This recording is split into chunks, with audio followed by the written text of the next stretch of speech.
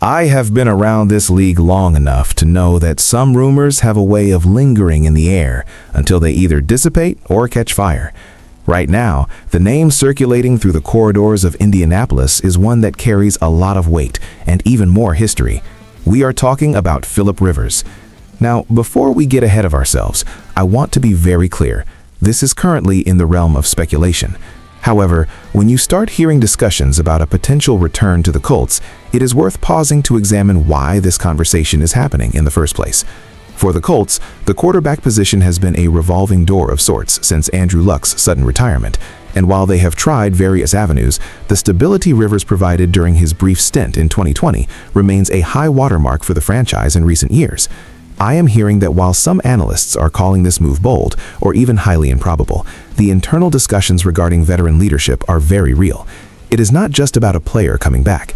It is about the specific void that a person like Rivers fills within a locker room that is searching for a definitive direction during this offseason. To understand why Philip Rivers is back in the headlines, we have to look back at what he accomplished during his one season in Indianapolis. He led the team to an 11-5 record and a playoff berth, showing that even in the twilight of his career, his processing speed and command of the offense were elite. He knows the foundational principles the team has built upon, and he has the respect of the veteran core that remains in that building. When I talk to people around the league, the consensus is that Rivers never truly lost the itch to compete. He transitioned into coaching high school football in Alabama, which is a full-time commitment in its own right, but the NFL is a different beast entirely. The Colts are currently looking at an offseason where the quarterback room needs a steady hand. Whether they are looking to bridge the gap for a young draftee or simply need a proven winner to maximize a roster that many believe is ready to win now, Rivers' name naturally floats to the surface. It is a matter of familiarity versus the unknown, and in a league where job security is tied to wins, familiarity often wins out in these high-level front office meetings. However, we have to talk about the hurdles because they are significant. Philip Rivers is 42 years old. He has been away from the speed of the professional game for a few seasons now. While he has stayed close to the sport, the physical toll of an NFL season is something that cannot be overlooked.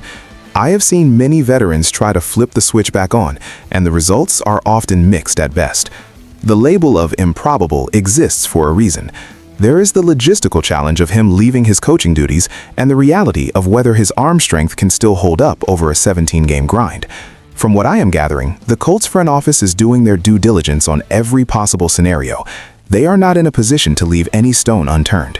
If the draft board does not fall their way, or if the trade market for a younger starter proves too expensive, the idea of a veteran like Rivers becomes less of a fantasy and more of a strategic contingency plan. It is a calculated risk, but one that comes with a very clear understanding of the floor and the ceiling. You know exactly what you are getting with Rivers, and that predictability is a luxury many teams do not have right now. As we move deeper into the offseason, the noise surrounding this will likely either intensify or be replaced by a more concrete move. My sense of the situation is that the Colts are keeping their options wide open. They are not rushing into a decision that could set the franchise back another 3 years. If Rivers were to return, it would be a short-term, high-impact move designed to capitalize on a specific window of opportunity. It would be about leadership, intelligence, and the ability to distribute the ball to playmakers like Michael Pittman Jr. and Jonathan Taylor. For now, I would advise fans to stay cautious but informed. This is not a done deal, nor is it a guaranteed pursuit. But the fact that it is being discussed at all tells you everything you need to know about the current state of the quarterback market. It is a thin market, and experienced winners are a rare commodity. I will be watching closely to see if there is any movement on the coaching front in Alabama, or if any formal contact is made. Until then, we treat this as a fascinating what-if that has some very logical roots in the reality of the Indianapolis Colts' current needs. I am staying on top of this one, and as soon as there is more clarity, you will hear it here first.